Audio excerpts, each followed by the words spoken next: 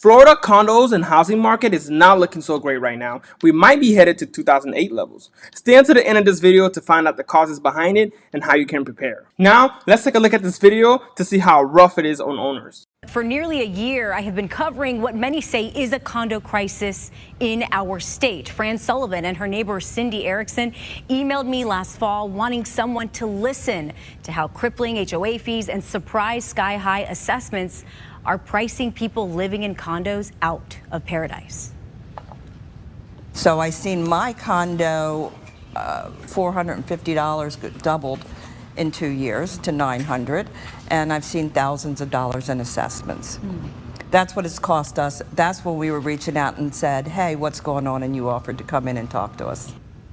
Well, relief is finally coming. State lawmakers passing a revised bill on condo reform. So I'm going back to St. Pete to listen to Fran, who got even more neighbors for reaction tonight.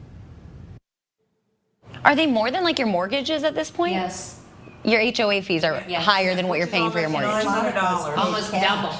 It isn't just the HOA fees that are doubling here at Five Towns condos in St. Pete. What's also doubling is the number of residents who want us to listen to them since the last time I met with Fran Sullivan and her neighbor Cindy here.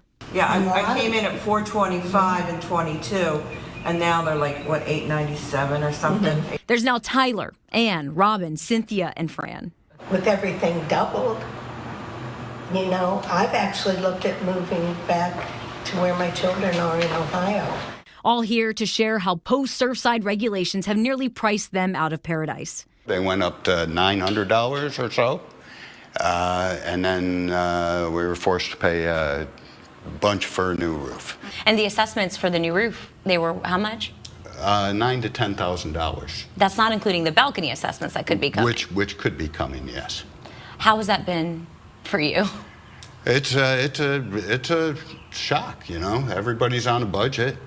Prices are going up. These are stories we have told you over and over, and stories Senator Jen Bradley also heard last summer. The only way you can get this legislation right is to do a lot of listening. She was behind the original bill after Surfside and now in charge of refining it.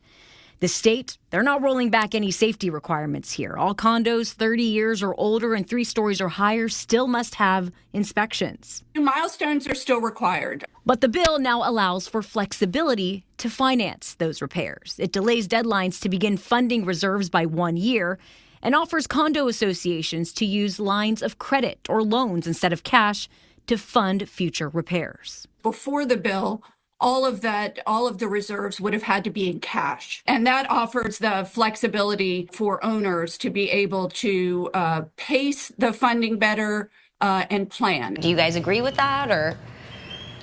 Well, too little, too late. Yeah, there you go. It is too little, too late. And I was hoping they would have done that before the end of last year because we were forced into a position because of the timeline that we had to already take care of all that. Now, I'm not sure other condos, if that's going to be helpful to them, that's great.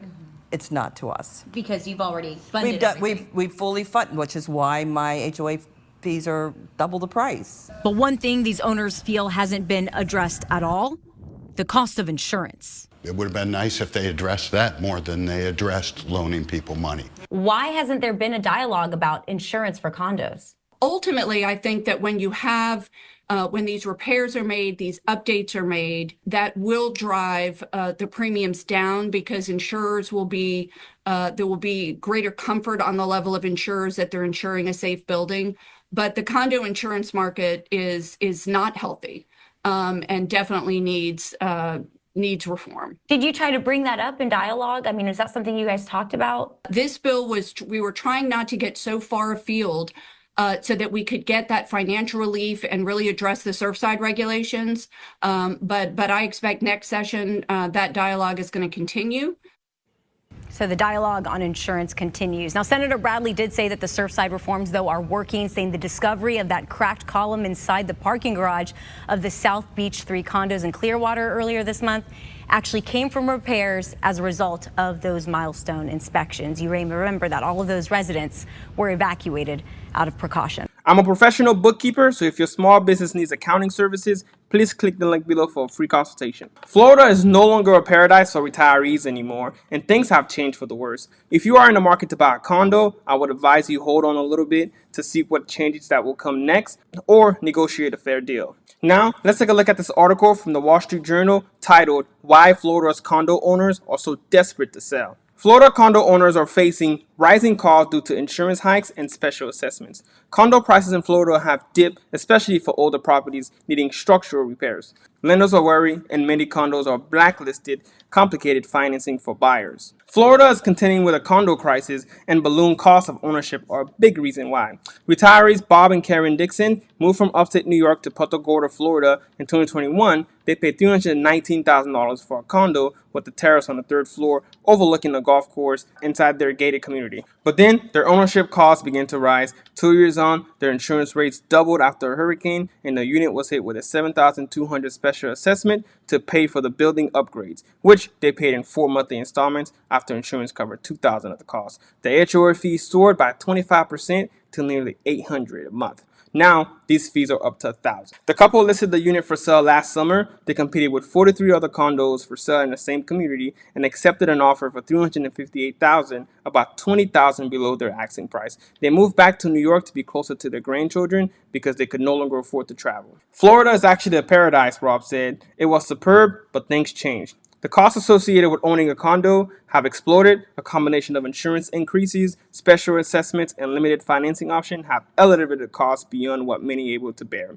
That has sparked a wave of sales, flooding the market and shrinking prices. Median condo prices in Miami-Dade County were up 8% in February. The same month last year, more companies have relocated to Miami and West Palm Beach and other South Florida cities. But those areas are outliers. Condo prices in Florida overall have fallen between 1 to 6%. And each month annually, July 2024, according to Florida Realtor, and prices were down 3%. The sell-off in particular concentrated in older properties. Even in South Florida, prices for building 30 years or older have depreciated 22% in the past 24 months, according to ISG World. A South Florida real estate firm, by contrast, condos less than 30 years old have appreciated on average 12% over the past decade. The collapse in the value of older buildings reflect new requirement for making sure they're structurally sound after the partial collapse of a Miami building in 2021 that killed 98 people. The deadline to comply with the new regulation came at the end of last year, but fewer than a quarter of the condominium associated in the state have indicated compliance, according to the data from the Department of Business and Professional Regulation.